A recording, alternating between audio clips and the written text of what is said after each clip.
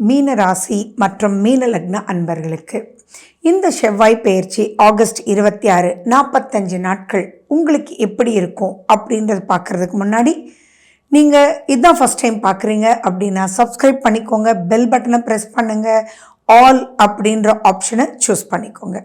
சரி, இது ரொம்ப ரொம்ப முக்கியமான பதிவு. 4ஆம் வீட்டில் செவ்வாய் அப்படின்றது அவ்வளோ விளையாட்டு இல்லை. அது எந்தெந்த விஷயத்தில் தாக்கும், அதுலேருந்து வெளியில் வர்றது எப்படி அப்படின்றது உங்களுக்கு விளக்கமாக நான் சொல்ல போகிறேன். ஒரே ஒரு வார்த்தையில் சொல்லணும் அப்படின்னா, இது 4ஆம் வீடு அப்படின்னா சுகம், ஆரம்பம் அப்படின்றது பாயிண்ட். தாய் அப்படின்னு சொல்லிட்டே போகலாம். ஆனால் அந்த சுகத்தை கெடுக்கும் வகையில் இருக்குங்க. அப்போது நீங்கள் எது எதுலலாம் எச்சரிக்கையாக இருக்கணும் இந்த 45 நாள் அப்படின்றது தான் தெளிவாக நீங்கள் புரிஞ்சுக்கணும். ஆனால் இதுலேருந்து ஓவர் கம் பண்ண முடியுமா அப்படின்னா, அஸ்ட்ராலஜின்றது என்னங்க, இப்படி தான் இருக்கும் இப்படின்னு பயம்படுத்துறதுக்கோ எச்சரிக்கையாக இருங்கன்னு சொல்கிறதுக்கு மட்டும் கிடையாது. ஒரு விஷயத்தை நம்ம தெரியும் போது தான் அதுக்குள்ளே மாட்டாமல் இருக்கிறதுக்கு நம்ம முயற்சி எடுப்போம். ஸோ ஒரு விஷயம் கெட்டதுன்னு சொல்லும்போது பொய்யா பண்ண போகிறீங்க. ஸோ அது எங்களுடைய டியூட்டி. எது எதுலலாம் நீங்கள் ஜாக்கிரதையாக இருக்கணும், என்ன பண்ண அதில் மாட்டாமல் இருக்கும்பீங்க அப்படின்னு சொல்கிறது தான். ஃபர்ஸ்ட் நீங்கள் எந்த ஒரு புது ஆரம்பமுமே இந்த 45 நாட்கள் வேண்டாம் வேண்டாம் வேண்டாம். புது முயற்சிகள், புது விஷயங்கள் அப்படின்றத தள்ளி வச்சிடுங்க. 45 நாள் தானே, அப்புறம் பார்த்துக்கலாம் அப்படின்னு.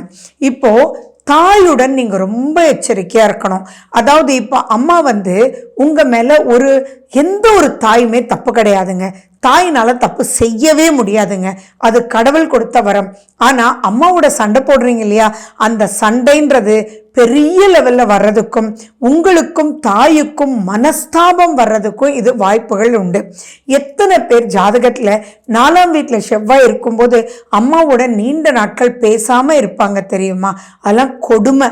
அந்த மாதிரி பேசாமல் அவங்க இருக்காங்கன்னா அதுக்கு ரீசன் என்ன அப்படின்னு, எந்த காலகட்டத்தில் இது நடந்தது அப்படின்னு நம்ம பார்த்தோம்னா, ஒன்று அவங்க ஜாதகத்தில் செவ்வாய் கண்டிப்பாக 4ஆம் வீட்டில் இருக்கும், அல்லது இந்த செவ்வாய் 4ஆம் வீட்டில் இருக்கும்போது அப்படி நடந்திருக்கும். தாறுமாறாக பிரச்சனை ஆயிருக்கும். தாய் மட்டும் கிடையாதுங்க, தாய் வழி சொத்து, தாய் வழி உறவு அப்படின்ற விஷயத்துலையும் இது பெரிய பெரிய பிரச்சனையை கூட்டிகிட்டு வந்துடும்.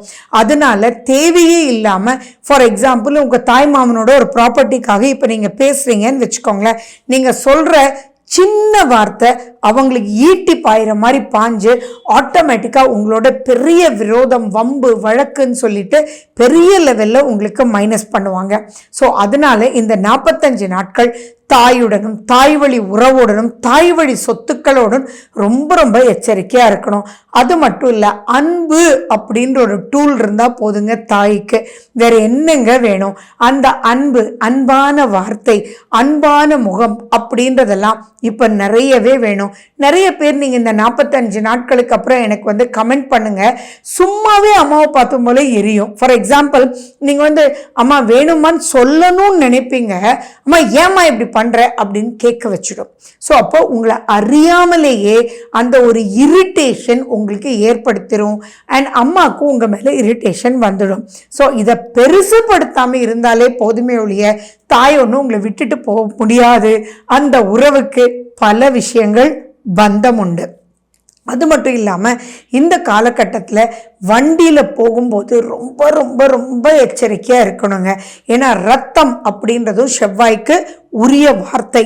ஸோ இப்போ ஆக்சிடென்ட்ஸ் ஆடுறதுக்கு, பிளட் லாஸ் வர்றதுக்கெல்லாம் சான்சஸ் ரொம்ப ரொம்ப அதிகமாக இருக்குது. அதனால வண்டியில் டிரைவ் பண்ணும்போது அவசரம் வேண்டாம், நைட் டிரைவ் தயவு செஞ்சு வேண்டாம். நீங்கள் எவ்வளோ சூப்பர் டிரைவராக இருந்தாலும் ஏற்ற மாதிரி வரவன் இடிக்கிறதுக்கு உண்டான வாய்ப்புகள் உண்டு.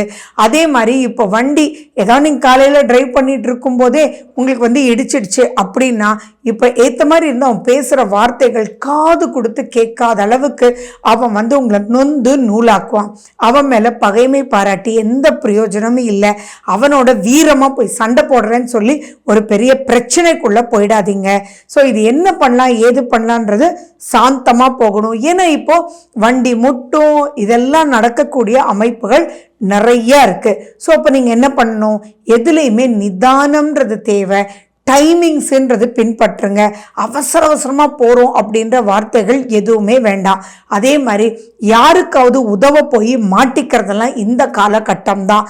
ஸோ எந்த ஒரு பாயிண்ட்டாக இருந்தாலும் கீப் யோர் லிமிட்ஸ். அந்த லிமிட்ஸை சொல்லி கொடுக்கறது தான் இந்த காலகட்டம். அந்த லிமிட்ஸை தெரியாமல் நீங்கள் போகும்போது ஆட்டோமேட்டிக்காக உண்மை புரிதல். இப்போ ஒரு இடத்துக்கு போவீங்க, நீங்கள் ஒரு விஷயம் ஃப்ரெண்டுக்காக சால்வ் பண்ணுவீங்க. ஃப்ரெண்டுன்ற ஒரு விஷயம் தான் இருக்குமே ஒழிய அதுக்குள்ள உண்மை என்னன்னு புரியாமல் நீங்கள் போய் சிக்கிக்குவீங்க. அப்போ கடைசியில் அவங்கள விட்டுடுவாங்க, உங்களை பிடிச்சிக்குவாங்க. இதெல்லாம் இந்த காலகட்டத்தில் நடக்கும். அதே மாதிரி இன்னொரு முக்கியமான விஷயம் நான் சொல்லணும். சீக்ரெட்டான விஷயங்கள் பலதெல்லாம் இருக்கும் இல்லைங்களா?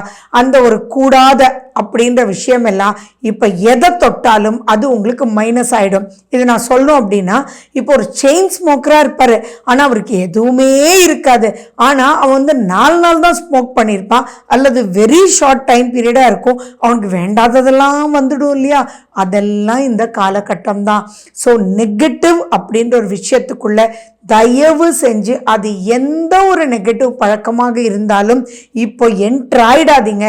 என்ட்ரு ஆயிட்டீங்கன்னா வச்சு செஞ்சிடும் அப்படின்னு சொல்கிறோம் இல்லையா? அதுதான் இந்த செவ்வாய். ஸோ உங்களுக்குள்ள உங்களுக்கு ப்ரொடெக்ஷன் வேணும். எது எப்படி அப்படின்றது இல்லைன்னா அது எல்லா ரூபத்துலேயும் ஏங்க. மற்றபடி இதில் என்னென்ன ரத்தம்னு சொன்னேன் இல்லைங்களா? இப்போ ஏதோ ஒன்று ஆயிடுச்சு அப்படின்னா பரவாயில்ல, ரத்தத்திலேயே கலந்துடுச்சு அப்படின்னா அதுக்கு விமோச்சனம் என்ன? யோசிச்சு பாருங்க. அதுவும் புதன்.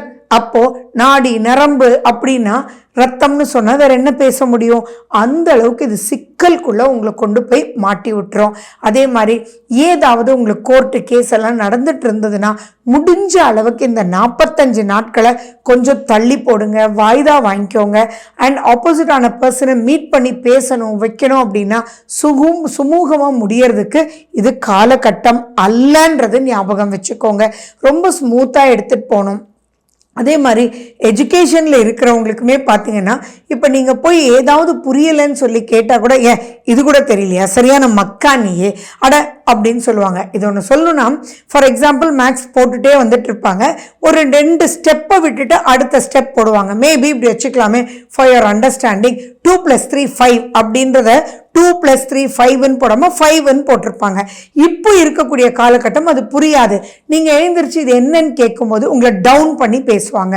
பட் அந்த இடத்துல கவலைப்படாதீங்க, யூவே ரைட் இல்லைங்களா? ஆனால் சாஃப்டாக கேசுங்க. என்ன மேடம் இதுக்கா இப்படி பேசுகிறீங்க அப்படின்லாம் கேட்காம, மேடம் நான் புரியாமல் தானே கேட்டேன் மேடம் அப்படின்னு எது எடுத்தாலும் ஒரு சந்தோஷத்தோட, ஒரு ரியல் அஃபெக்ஷனோட. இதுலேருந்து நீங்கள் வெளியில் வர்றதுக்கு உங்களுக்கு வேண்டியது real affection and great protection அப்படின்றது ஞாபகம் வச்சுக்கோங்க. வீடு கட்டிட்டு இருக்கிறவங்களுக்கு எல்லாம் இப்போ கண்டிப்பாக ஸ்லோ டவுன் ஆகும். நிறைய ரிப்பேர் வேலை நடக்கும். உங்களுடைய வண்டியை ஓவர் ஆயில் பண்ண வேண்டியதாக இருக்கும், சர்வீஸ் நடக்கும். அப்படியெல்லாம் வந்து பல விரயங்கள் இந்த காலகட்டத்தில் காத்துட்ருக்கு. ஒரே டைட்டில் கொடுக்கணும் அப்படின்னா சுகங்கள் கெடக்கூடிய ஒரு காலகட்டம். ஸோ இந்த இடத்துல சுகத்தை கெடுக்காமல் இருக்கிறதுக்கும், அந்த சுகம் கெடும்போது நீங்கள் எந்த ஒரு எதிரிக்கிட்டையும் மாட்டாமல் இருக்கிறதுக்கும், புது முயற்சிகள் எதுவும் எடுக்காமல் இருந்துட்டீங்க அப்படின்னாலே இந்த காலகட்டம் அப்படியே வந்து உங்களுக்கு மூவ் ஆகிடும். ஏன் சொல்கிறேன்னா, அடிஷ்னலாக உங்களுக்கு 7 சனி வேற நடந்துட்டுருக்கு. அதோடு சேர்ந்து எந்த ஒரு விஷயமும் நீங்கள் வந்து ப்ரொசீட் பண்ணிடாதீங்க. ஸோ அலர்ட்டாக இருங்க. அதுக்கு குருனுடைய வழிபாடு உங்களுக்கு ரொம்ப ஹெல்ப் பண்ணும். துர்க்கை அம்மனுடைய வழிபாடு ரொம்ப ஹெல்ப் பண்ணும். வாராகி அம்மனுடைய வழிபாடு ஹெல்ப் பண்ணும். முருகனை நீங்கள் கையில் பிடிச்சிக்கோங்க. இதெல்லாம் பண்ணிங்கன்னா ஆட்டோமேட்டிக்காக உங்களுக்கு சக்ஸஸ் ரேட்டிங் இருக்கும். பொறுமையாக பேசுங்க. பொறுமை பொறுமை பொறுமை.